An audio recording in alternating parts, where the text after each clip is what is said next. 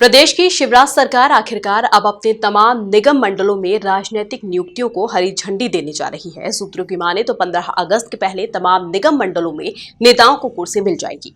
ऐसे में इंदौरी नेता भी अब इसे लेकर निगाहें जमाए हुए हैं। आइए आपको दिखाते हैं कि कौन कौन से नाम इन दिनों चर्चाओं में चल रहे हैं। देखिए एमपी न्यूज की ये खास रिपोर्ट।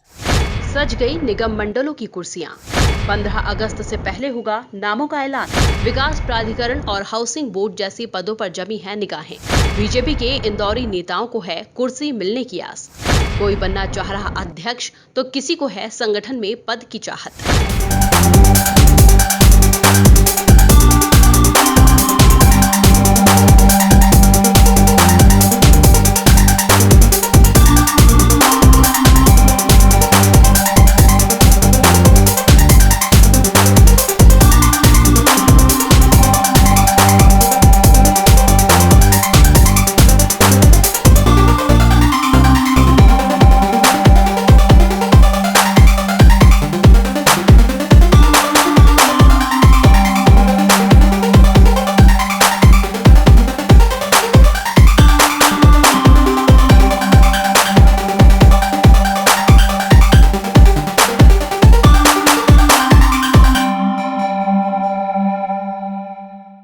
बीजेपी के इंदौरी नेताओं को अब प्रदेश की शिवराज सरकार के निगम मंडलों में कुर्सी और पद मिलने की आस जागी है। तमाम कयासों के बीच नेता विकास प्राधिकरण की कुर्सी से लेकर बीजेपी संगठन में प्रवक्ता और मीडिया पैनलिस्ट में जगह पाना चाहते हैं। आलम ऐसा है कि बीजेपी के नेताओं को सरकारी उपक्रम में स्थान मिल जाए, इसके लिए राजधानी भोपाल तक लॉबिंग भी की जा रही है। आइए हम आपको उन नामों की फहरिस्त एमपी न्यूज पर बताते हैं जो इन दोनों सरकारी नियुक्तियों के इंतजार में हैं और रोजाना कुर्सी के लिए मिन्नतें कर रहे हैं। पहला नाम सावंत सोनकर का है। सोनकर को संगठन में सामाजिक गणित के चलते जगह नहीं मिल पाई, तो अब वे निगम मंडलों की नियुक्ति पर निगाहें जमाए हुए हैं। सांवेर उपचुनाव में पसीना बहाने के बाद सावन के लिए सावन का महीना क्या वाकई सियासी आशीर्वाद लेकर आएगा, ये कहना फिलहाल मुश्किल है। दूसरा नाम आईडीए में 2 बार संचालक रहे विजय मलानी का है।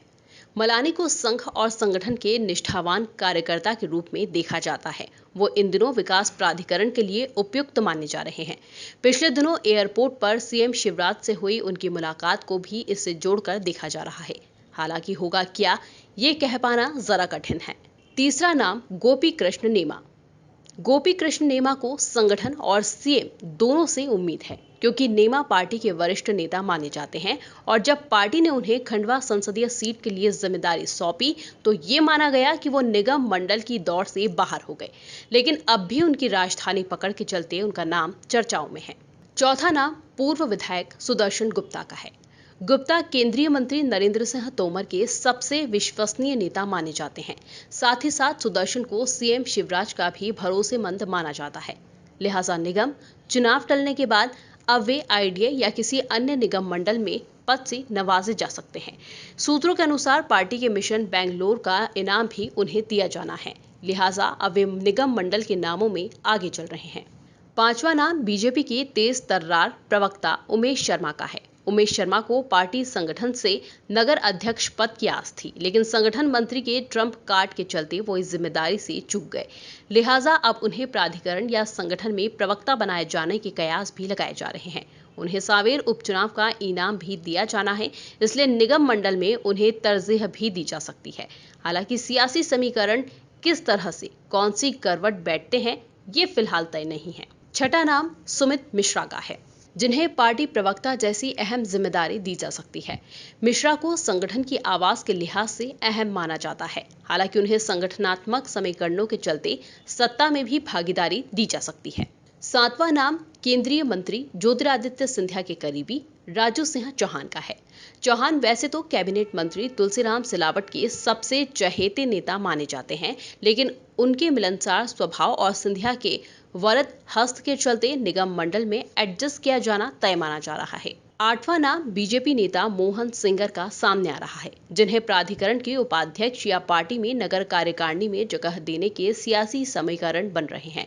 सूत्रों की माने तो सेंगर के लिए केंद्रीय मंत्री सिंधिया भी अपनी तरफ से जोर लगा रहे हैं। सेंगर भी कैबिनेट मंत्री तुलसीराम सिलावट के माध्यम से बीजेपी संगठन में अपनी पैठ दिनों दिन बढ़ाते हुए नजर आ रहे हैं। हालांकि फैसले की गेंद अब सीएम शिवराज के पाले में है। नौवां नाम मुकेश राजावत का सामने आया है। राजावत भाजपा युवा मोर्चा के नगर अध्यक्ष से लेकर पार्टी के महामंत्री भी रहे हैं और लगातार संगठन के कामों में अग्रणी माने जाते हैं। ऐसे में बीजेपी उनके नाम को लेकर गंभीर बताई जा रही है। राजावत को प्रदेश स्तर पर किसी बड़ी जिम्मेदारी से नवाजा जा सकता है।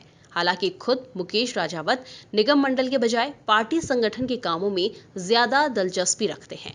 ऐसे में मुकेश राजावत को किसी बड़े दायित्व के साथ जिम्मेदारी दिए जाने के सियासी समीकरण नजर आ रहे हैं। 10वां नाम नानू राम कुमावत के तौर पर सामने आता है।